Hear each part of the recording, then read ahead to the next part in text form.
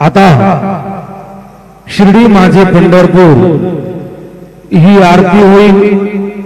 आरती नंतर दर्शनास प्रारंभ होईल। अब शिर्डी माझे पंढरपुर यह आरती होगी। आरती के बाद दर्शन कतार शुरू होगी। श्री सच्चिदानंद सद्गुरु साईनाथ महाराज की जय।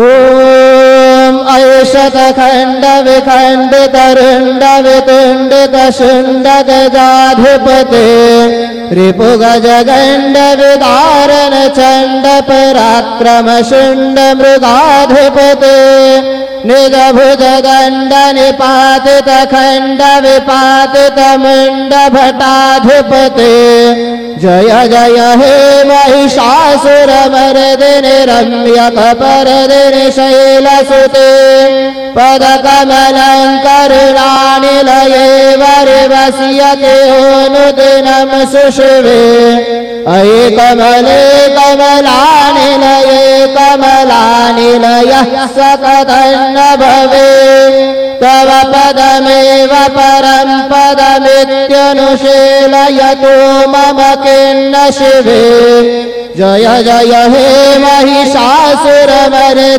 रम्यक परदिनि शैलसुते गुरुर्ब्रह्मा गुरुर्विष्णु गुरुर्देवो महेश्वरः गुरु साक्षात् परब्रह्म तस्मै श्री गुरवे नमः। सद्गुरु साईनाथ देवताभ्यो नमः।